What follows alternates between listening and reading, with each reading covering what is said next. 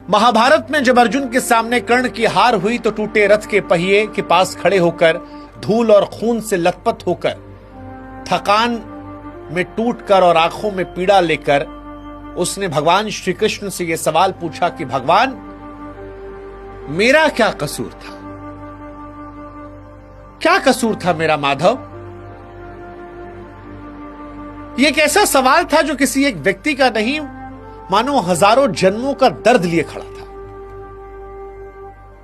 जब कर्ण ने पूछा कि बताइए माधव, मैं कहां गलत था, मैं किस बात का अपराधी था, मैंने ऐसा क्या किया था कि मेरी पूरी जिंदगी संघर्ष, ठुकराहट, अपमान की आग में बीत गई? ऐसा क्यों हुआ माधव कि मेरे हिस्से में बस गालियां, श्राप और आरोप आए? मैंने तो किसी से कुछ नहीं मांगा था, न माता से स्नेह, न गुरु से पक्षपात, न धन, न राज्य। मैंने युद्ध किया, दान किया, मित्रता निभाई, लेकिन इसके बावजूद जीवन के अंतिम क्षणों में भी दुनिया मुझे अपराधी कह रही है। क्यों माधव? क्या दोष था मेरा? कृष्ण कर्ण को देखकर खामोश रहे। भगवान कृष्ण उस व्यक्ति को देख रहे थे जो बाहर से तो कठोर था, लेकिन प्रतीत हो रहा था कि भीतर से टुकड़ों में बिखरा हुआ है। कृष्ण ने वर्षों से कर्ण को देखा था, उसकी महत्वाकांक्षा, उसकी पीड़ा, उसका संघर्ष, उसका गुस्सा, उसकी उदारता, एक ऐसा मिश्रण जो किसी मनुष्य को असाधारण भी बनाता है और दुखद भी बनाता है। कृष्ण जानते थे कि यह सवाल केवल शब्द नहीं है, यह किसी थके हुए योद्धा की आखिरी चीख है, एक ऐसी चीख जो शायद देवताओं तक भी नहीं पहुंची थी। उन्होंने शांत स्वर में कहा, कर्ण, तुम्हारा दोष नहीं था, पर चुनाव तुम्हारे थे और मनुष्य अपने चुनावों से ही अपनी कहानी लिखता है। भगवान श्री कृष्ण ने जैसे ही यह कहा, कर्ण की आंखें भर आई। कर्ण रोते हुए हंसा और कहा, कौन से चुनाव माधव?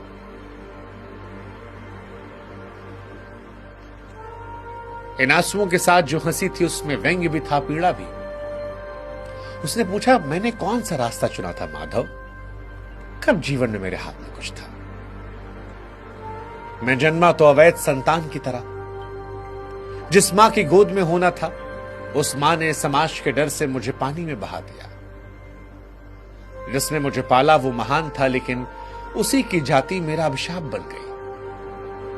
जब मैं दुनिया के सामने खड़ा हुआ तो मेरे कौशल से पहले मेरे खून की जांच हुई। मैं राजसी था पर रथ चलाने वाला कहलाया। मैं क्षत्रिय का पुत्र था पर सूत का बेटा बना दिया गया। जब मैं सीखना चाहता था, बढ़ना चाहता था, तो लोग मेरे जन्म पर ताला लगा देते थे। जब मैं युद्ध में आया तो इंद्र ने मुझसे कुंडल कवच मांग लिया। अर्जुन के रथ पर हनुमान जी बैठे थे और टूटे हुए रथ पर मेरा वध करने अर्जुन चल पड़ा। आप बताइए, कहां था मेरे पास चुनाव? मेरा रास्ता तो उसी दिन बंद हो गया था जिस दिन मैं आंख खोलने के लिए तैयार नहीं था। भगवान कृष्ण की आंखें इन सवालों के बाद स्थिर थी, न नरम न कठोर, केवल सत्य का भार लिए खड़ी थी। कृष्ण कहते हैं कि दुनिया का निर्णय तुम्हारी नियति तय कर सकता है, पर तुम्हारे कर्म नहीं। तुम समाज के द्वारा ठुकराए गए, ये ठीक है, पर तुम उस ठुकराहट को अपने निर्णयों का आधार ना बनाते तो कौन सा नियम रोके रख सकता था? तुम चाहते तो उस समय सबसे ऊंचा धर्म बन सकते थे, पर तुमने क्या चुना? तुमने दुर्योधन को चुना। कृष्ण जैसे ही ये कहते हैं, कर्ण कहता है कि माधव, मैंने दुर्योधन को चुना? नहीं माधव, मैंने नहीं, दुर्योधन ने चुना। वो एकमात्र था जिसने मुझे मेरे जन्म से परे देखा। उसने कहा कि मैं राजा से कम नहीं हूं। उसने मुझे वो दिया जो दुनिया ने छीन लिया था, सम्मान। अगर मैं उसके व्यवहार के प्रति कृतज्ञ रहा तो क्या गलत था माधव? जिसने मेरा अपमान मिटाया उसका साथ देना क्या पाप था? क्या वही धर्म नहीं था? भगवान कृष्ण का स्वर अब भी कठोर नहीं था, पर एक स्पष्टता से उन्होंने कहा, कर्ण, ऋण चुकाना गलत नहीं, लेकिन ऋण ने तुम्हें अंधा कर दिया। दुर्योधन ने तुम्हें सम्मान नहीं दिया, उसने तुम्हारी पीड़ा को हथियार बनाया, तुम्हारी असुरक्षाओं को समझा और ढाल बना लिया। तुम उसके मित्र नहीं थे, उसकी महत्वाकांक्षा का सबसे तेज तीर थे। वो जानता था कि तुम महान हो, वो जानता था कि तुम्हें बस मान्यता चाहिए, और उसने उसी भूख में अपनी मुहर लगा दी। कर्ण की आंखों में चोट थी, लेकिन भीतर कहीं स्वीकार की एक हल्की सी लकीर भी। फिर वो धीरे से कहा, अगर दुर्योधन नहीं होता तो मैं कहां होता आज भी मुझे सूत कहकर समाज धकेल देता। उसने मुझे स्थान दिया, मुझे राज्य दिया, मुझे वो बनाया जो मैं हमेशा से बनना चाहता था। कृष्ण बोले कि उसी स्थान के बदले तुमने द्रौपदी का अपमान होते हुए देखा और तुम खामोश रहे। उसी राज्य के बदले तुम अधर्म को ढकने की कोशिश की। तुमने उसकी लड़ाई अपनी लड़ाई मानी, जबकि युद्ध उसकी महत्वाकांक्षा का था, तुम्हारे धर्म का नहीं। कृष्ण कहे कि कर्ण, तुम महान थे, पर तुम्हारी महानता सदा किसी और की सत्ता की दासी रही। तुम स्वतंत्र हो सकते थे, पर तुमने खुद अपने पैरों में दुर्योधन का बंधन डाल दिया। ये शब्द कर्ण की आत्मा में उतर गए। वो कुछ देर शांत रहा, फिर कहा कि माधव, लेकिन मैं दोषी कैसे हूं? मेरा जन्म मेरा अपराध था क्या? क्या मां का त्याग मेरा पाप था? क्या गुरुओं की उपेक्षा मेरी गलती थी? क्या अर्जुन को मिला आशीर्वाद और मुझे मिला श्राप किसी कर्म का फल थे? मेरा कवच कुंडल छीना जाना मेरी गलती थी? और आप कहते हैं चुनाव? इन सब में कहां चुनाव था? कृष्ण कहते हैं कि नहीं कर्ण, तुम्हारा दोष नहीं था, यह सब परीक्षा थी। पर परीक्षा में मनुष्य टूटेगा या तपेगा, ये वो चुनता है। अर्जुन और तुम दोनों महान थे, बस फर्क इतना था कि अर्जुन ने अपने भीतर की पीड़ाओं को शक्ति में बदला और तुमने अपने अन्याय को क्रोध में। क्रोध मनुष्य को अंधा कर देता है कर्ण, और अंधे होकर चुना गया मार्ग अगर चमकदार भी दिखे तो विनाश की तरफ ले जाता है। इसके बाद कर्ण श्री कृष्ण की तरफ नजरें उठाकर देखता है, थोड़ी नम, थोड़ी दोषी, थोड़ी थकी हुई। कहता है, फिर भी माधव बताइए ना, दोष क्या था मेरा? कृष्ण कहते हैं कि तुम्हारा दोष ये नहीं था कि तुम सूत पुत्र कहलाए।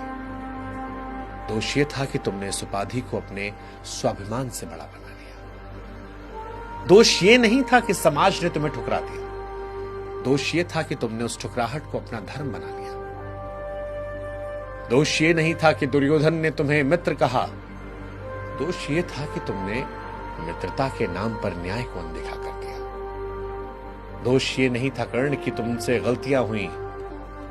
दोष ये था कि तुमने उन्हें भाग्य कहकर स्वीकार कर लिया, सुधारने की कोशिश नहीं की। और ये सबसे बड़ा दोष था कि तुमने जीवन भर अपने घावों को देखा, पर अपनी प्रकाशमता को कभी नहीं देखा। तुमने खुद को कभी क्षमा नहीं किया। कर्ण खामोश रहता है, मानो भीतर कोई पुरानी दीवार पहली बार टूटने लगी हो। कृष्ण ने उसे कंधे पर हाथ रखा और कहा, कर्ण, तुम्हें लगता है कि तुम्हारी महानता किसी ने समझी नहीं, पर सच्चाई यह है कि तुम्हारी महानता उस दिन अमर हो गई जब तुमने कवच कुंडल दान कर दिए थे। तुम अर्जुन से श्रेष्ठ धनुर्धर बन सकते थे, तुम दुर्योधन से बड़े राजा बन सकते थे, तुम स्वयं अपने भाग्य से भी ऊपर उठ सकते थे, पर तुमने सदा अपना प्रकाश किसी और की छाया में मिटाने में खर्च कर दिया। सूर्य पुत्र होकर भी तुमने दूसरों की अंधेरी राहें रोशन की, पर अपनी राह कभी नहीं की। कृष्ण ने फिर कहा कि दोष तुम्हारा सिर्फ इतना था कर्ण कि तुमने जीवन भर अपने अधिकार खोजे, पर सत्य नहीं खोजा। सत्य नहीं खोजा। कहानी यह नहीं कि कर्ण दोषी नहीं था। कर्ण केवल एक ऐसा मनुष्य था जिसने अपने घावों को अपने निर्णयों पर हावी होने दिया। आज कर्ण हर उस व्यक्ति का दर्पण है जो अपने जन्म को अभिशाप समझता है, जो अपने भीतर की महिमा को दुनिया की ठुकराहट में खो देता है। जब तक मनुष्य अपनी कीमत दूसरों की नजरों से तौलता रहेगा, वो कर्ण बनकर गिरेगा, बार बार बार बार। कर्ण आज भी एक इंसान की कहानी नहीं है, एक आईना है, दर्पण है, जिसमें हम सब हर रोज कहीं ना कहीं खुद को देखते हैं। क्योंकि हम में से हर वो व्यक्ति जो अपनी कीमत दुनिया से मांगता है, जो अपने घावों से अपनी पहचान बनाता है, जो दूसरों की परछाइयों में प्रकाश होता है, वो कर्ण है। और कृष्ण का संदेश भी उतना सरल है। नियति जन्म देती है कर्ण, लेकिन आपके चुनाव भविष्य में आपका इतिहास लिखते हैं, वो आपके कर्मों को तय करते हैं। कर्ण का दोष सिर्फ इतना था, सिर्फ इतना। ये संवाद कृष्ण और कर्ण का आपको कैसा लगा? इससे क्या आप जीवन में सीखते हैं? आप कमेंट सेक्शन में बताइएगा। भक्ति बुक से जुड़िएगा, हमारी इस मुहिम का हिस्सा बनिएगा। कोई और किस्सा, कोई और कहानी, कोई और संवाद सुनना हो तो बताइएगा, वो भी आप तक पहुंचाएंगे। फिलहाल जय श्री कृष्ण और भक्ति बुक से जुड़िएगा सर।